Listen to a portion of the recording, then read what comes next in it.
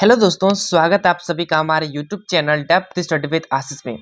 दोस्तों, ये जो वीडियो है कक्षा 12वीं भूगोल विषय का वेरी इंपॉर्टेंट वीडियो है, क्योंकि दोस्तों इस वीडियो में मैं वेरी इंपॉर्टेंट 5 नंबर वाले प्रश्न को कराने वाला हूं, जो कि आपके एग्जाम के लिए बहुत ही महत्वपूर्ण है।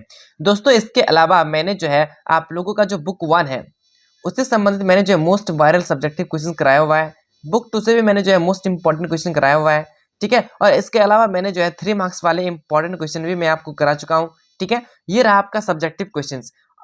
और ऑब्जेक्टिव क्वेश्चन देखेंगे तो एमसीक्यू में मैंने जो है बहुत सारे वीडियो करा दिए हैं, जिसमें टॉप 50 क्वेश्चन, टॉप 30 क्वेश्चन, ठीक है, करा चुके हैं।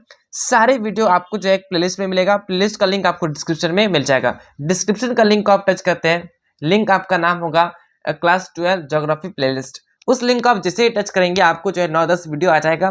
उस सारे वीडियो को देख लेते हैं प्रॉपर तरीके से, आपके एग्जाम में बहुत ही अच्छा रिजल्ट होने वाला है, ठीक है। चलिए शुरू करते हैं आज का सबसे पहला प्रश्न को, वेरी इंपॉर्टेंट 5 नंबर वाले प्रश्न, ठीक है। सबसे पहला प्रश्न पूछा गया है कि भारत में जनसंख्या वितरण के प्रमुख कारण क्या है।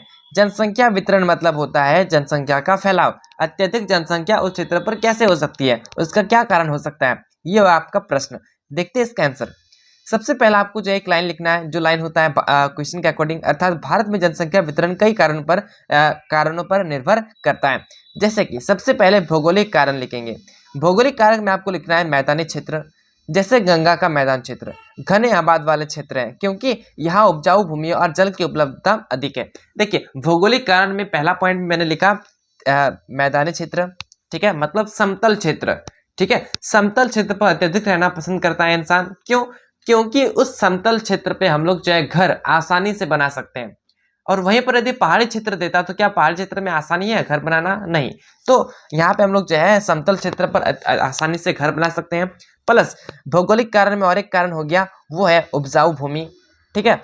किसान अत्यधिक उस क्षेत्र पर रहना पसंद करेगा जहाँ पे उपजाऊ भूमि होती है। और दोस्तों नेक्स्ट मैंने लिखा हुआ है जल की उपलब्धता, ठीक है। अत्यधिक इंसानों की जल की आवश्यकता होती है, ठीक है। जल नहीं तो कल नहीं, हर एक दिन जो है जल की आवश्यकता होती है, चाहे वो पानी पीने के लिए हो जाए या फिर खाना बनाने के लिए हो जाए। सारे चीज पर जो है हम लोग को पर डे एवरी डे जो है हम लोग को जल की आवश्यकता होती है। तो यहाँ पे मैंने जो है भौगोलिक कारण में 3 कारण बता दिए, ठीक है। आप जो है इस तरीके से भी लिख सकते हैं। भौगोलिक कारण 1 नंबर देंगे, लिखेंगे समतल क्षेत्र, ठीक है। फिर उसके बारे में डिफाइन करेंगे, फिर आप लिखेंगे उपजाऊ भूमि, फिर आप लिखेंगे जल की उपलब्धता। तो इस तरीके से भी आप 3 पॉइंट करके उसका डिस्क्राइब कर देंगे, ठीक है। आपको जो है 5 नंबर मिल जाएगा। ये पहला पॉइंट हुआ। दूसरा आर्थिक कारण, उसमें लिखेंगे आप औद्योगिकरण क्षेत्र में रोजगार के अवसर अधिक होने पर या वहां जनसंख्या सघन होती है। आर्थिक क्षेत्र में मैंने लिखा औद्योगिक क्षेत्र, अर्थात फैक्ट्री वाले क्षेत्र। फैक्ट्री जहां पे अत्यधिक होगी वहां पर अत्यधिक इंसान होगा। क्यों? क्योंकि उस फैक्ट्री पर बहुत सारे इंसान काम करेंगे तो उन्हें रोजगार मिलेगा। रोजगार मिलेगा तो वो अपना घर को जो है अच्छे से चला सकते हैं। तो इस तरीके से आप आर्थिक में लिखेंगे। नेक्स्ट सामाजिक कारण, इसमें आप लिखेंगे शिक्षा, स्वास्थ्य सेवाएं और बेहतर जीवन स्तर जनसंख्या को आकर्षित करते हैं, ठीक है। तो आप शिक्षा से संबंधित मोस्ट इंपॉर्टेंट चीज लिख सकते हैं कि जहाँ पे शिक्षा होती है, मतलब स्कूल होते हैं, ठीक है, हॉस्टल होते हैं, वहाँ पे जो है अत्यधिक इंसान रहते हैं। क्यों? क्योंकि सारे इंसान जो है सोचते हैं कि अपने बच्चे को जो है अच्छे से अच्छे शिक्षा दी जाए और वो जो है अपने जीवन में बहुत ही अच्छा नाम करे, अपना जीवन में जो है आगे बढ़े, ठीक है। तो ये सारा सोच जो है हर एक पेरेंट्स की होती है। नेक्स्ट राजनीतिक कारण, इसमें लिखना है स्थिर सरकार और बेहतर कानून व्यवस्था से जनसंख्या वृद्धि होती है। और अंतिम लिखना है आपको जलवायु परिवर्तन, ठीक है। जलवायु कारण मतलब अनुकूल जलवायु वाले क्षेत्र में लोग अधिक निवास करते हैं। अब मान लेते हैं कि एक ऐसा क्षेत्र है जहाँ पे बहुत ज्यादा ठंडा पड़ती है, 12 के 12 महीना जो है ठंडा पड़ती है, ठीक है। तो क्या यहाँ पे इंसान अत्यधिक रहना पसंद करेगा? नहीं। और मान लेते हैं कोई एक ऐसा क्षेत्र है जहाँ पे जो है पूरा साल गर्मी ही गर्मी देती है, ठीक है। तो यहाँ पे क्या इंसान रहना पसंद करेगा? नहीं। रहना उस क्षेत्र पर पसंद करेगा जहाँ पे समय के अनुसार जलवायु जो है परिवर्तित होती हो। ठंडा के मौसम में थोड़ा ठंडा लग जाए, गर्मी का मौसम में थोड़ा गर्मी हो जाए, ठीक है, वर्षा के मौसम में बरसात हो जाए, ठीक है। तो इस तरीके का जो जलवायु होता है इस क्षेत्र पे जो है इंसान अत्यधिक रहना पसंद करता है। नेक्स्ट भारत में ग्रामीण और शहरी बस्तियों के प्रकारों की व्याख्या कीजिए। तो यहाँ पे ग्रामीण और शहर दोनों बस्तियों का बताना है। चलिए देखते हैं। सबसे पहला हम लोग लिखेंगे ग्रामीण बस्तियां। 1 नंबर में देंगे, लिखेंगे क्लस्टर्ड बस्तियां। इसमें आपको लिखना है जहां घर पास पास बने होते हैं। ठीक है।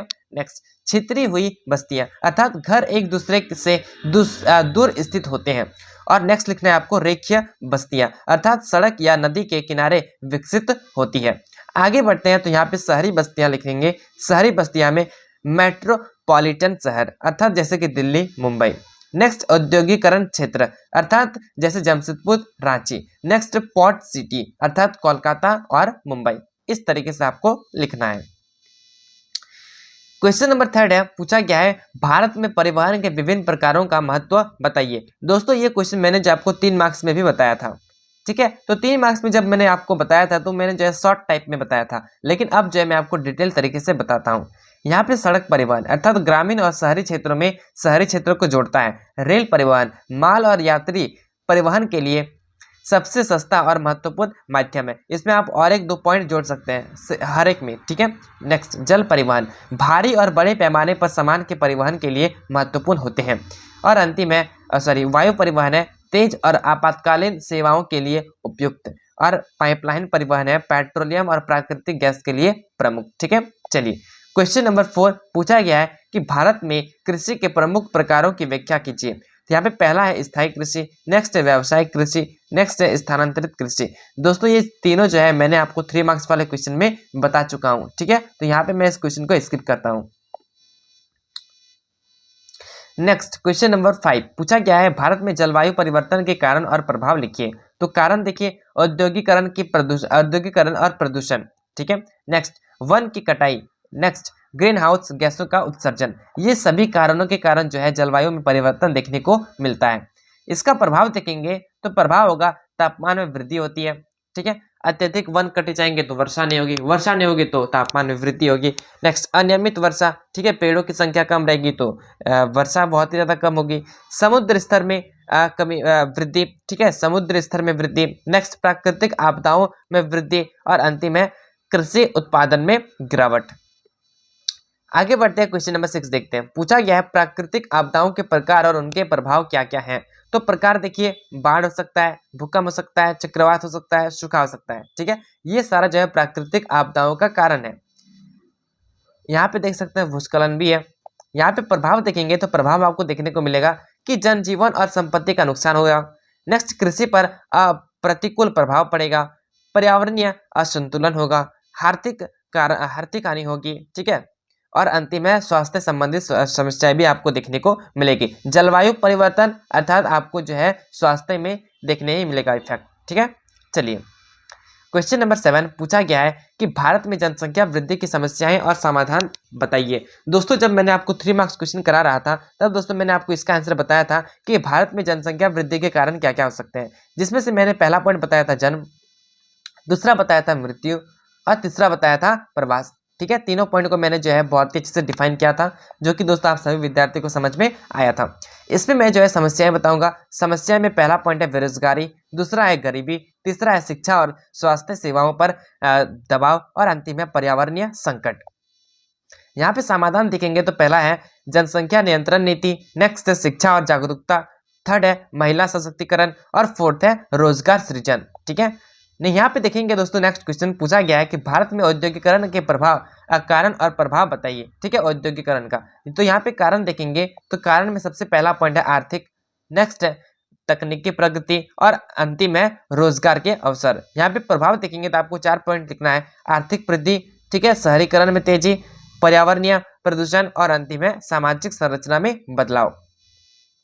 चलिए देखते हैं क्वेश्चन नंबर 9 पूछा गया है कि भारत में ऊर्जा संसाधनों के प्रकार और उनका महत्व बताइए। दोस्तों ये जो चीज है मैंने आपको यहाँ पे बताया था कि भारत में ऊर्जा संसाधन के प्रकार, अर्थात इतना तो मैंने आपको बता दिया था। ठीक है, कहाँ पे 3 मार्क्स वाले क्वेश्चन में। ठीक है, आपने नहीं देखा है तो मोस्ट इंपॉर्टेंट क्वेश्चन था सारा, आप जाकर देख ले, प्लेलिस्ट में आपको मिल जाएगा। ठीक है, यहाँ पे दोस्तों आपको जो है महत्व में आपको बताता हूँ। महत्व में सबसे पहला पॉइंट है औद्योगिक विकास में सहायक, सेकेंड है परिवहन व्यवस्था का संचालन, तीसरा है घरेलू आवश्यकताओं की पूर्ति और दोस्तों अंतिम पॉइंट है कि आर्थिक विकास में योगदान। ठीक है, तो ये 3 पॉइंट यहाँ पे आपको 4 पॉइंट लिख देने हैं। यहाँ पे क्वेश्चन नंबर 10 है पूछा गया है कि भारत में शहरीकरण की प्रक्रिया और इसके प्रभाव की व्याख्या कीजिए। तो यहाँ पे प्रक्रिया देखेंगे तो सबसे पहला पॉइंट है ग्रामीण क्षेत्रों से लोगों का पलायन, नेक्स्ट है औद्योगिक विकास और अंतिम है सेवा क्षेत्र का विकास, ठीक है, विस्तार। यहाँ पे आप प्रभाव देख पाएंगे, पहला प्रभाव है रोजगार में वृद्धि, दूसरा आवास की समस्याएं, यातायात जाम, पर्यावरण प्रदूषण, ठीक है, तो ये सारा प्रभाव आपको देखने को मिलता है।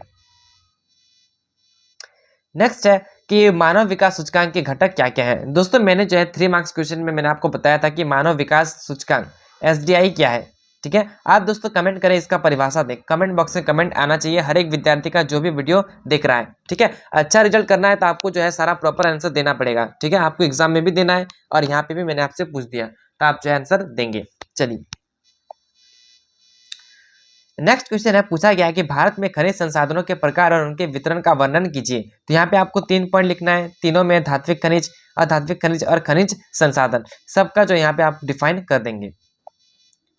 क्वेश्चन नंबर 13 है, पूछा गया है कि भारत में औद्योगिक क्षेत्र का वितरण कैसे किया जाता है।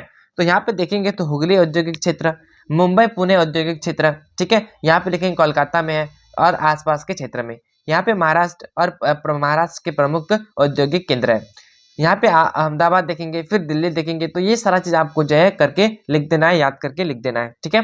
आगे बढ़ते हैं, क्वेश्चन नंबर 14 देखते हैं। पूछा गया है कि कृषि और उद्योगों में जल संसाधनों का महत्व क्या है। तो सबसे पहला पॉइंट है कि सिंचाई के लिए जल आवश्यक है। नेक्स्ट, उद्योगों में उत्पादन प्रक्रिया के लिए जल का उपयोग। नेक्स्ट, ऊर्जा उत्पादन में जल विद्युत परियोजनाएं। और फोर्थ है मछली पालन और पर्यटन में योगदान।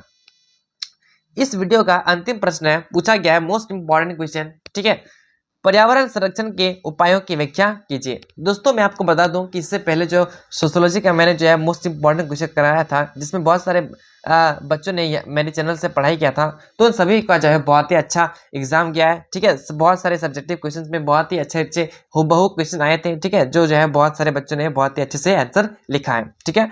यहाँ पे मैं जो है पर्यावरण संरक्षण के लिए यहाँ पे ज्योग्राफी बता रहा हूँ, ज्योग्राफी का भी आप सारे वीडियो को देख लेते हैं तो आप जो है प्रॉपर तरीके से एक अच्छा रिजल्ट कर सकते हैं, ठीक है दोस्तों। तो आशा करता हूँ आप सभी बच्चे जो है प्रॉपर तरीके से सारे क्वेश्चन का देखेंगे, सारे क्वेश्चन को एक बार रिवीजन भी करेंगे, ठीक है, एक बार लिखने का कोशिश भी करेंगे, उसके बाद अपने एग्जाम में जाएंगे, ठीक है। पहला पॉइंट है वृक्षारोपण और वनों का संरक्षण। नेक्स्ट है प्रदूषण नियंत्रण के उपाय और थर्ड है नवीकरणीय ऊर्जा स्रोतों का उपयोग। यहाँ पे और 2 पॉइंट लिख देना है। चौथा पॉइंट में अपशिष्ट प्रबंधन और पर्यावरण शिक्षा और जागरूकता। दोस्तों ये रहा आपका most important, very important 5 marks वाले प्रश्न, ठीक है। मैंने जो है 3 मार्क्स वाले क्वेश्चन करा चुका हूं, ठीक है। बुक 1 से संबंधित मोस्ट इंपॉर्टेंट क्वेश्चन करा चुका हूं और बुक 2 से भी मैंने मोस्ट इंपॉर्टेंट क्वेश्चन करा चुका हूं। सारे वीडियो को आप देख लेते हैं, प्रॉपर तरीके से आपका सब्जेक्टिव में एक अच्छा रिजल्ट होने वाला है। प्लस MCQ में अच्छा करने के लिए आपको MCQ का वीडियो देखना पड़ेगा, लिंक आपको प्लेलिस्ट में मिल जाएगा, ठीक है। प्लेलिस्ट को जैसे ही टच करते हैं सारा वीडियो देखने को मिलेगा, चाहे वो MCQ हो या फिर सब्जेक्टिव हो, ठीक है। प्रॉपर तरीके से सारा चीज करके जाइए, आप जो है एक अच्छा रिजल्ट करने वाले हैं। चलिए मिलते हैं नेक्स्ट वीडियो में, तब तक के लिए जय हिंद, जय भारत।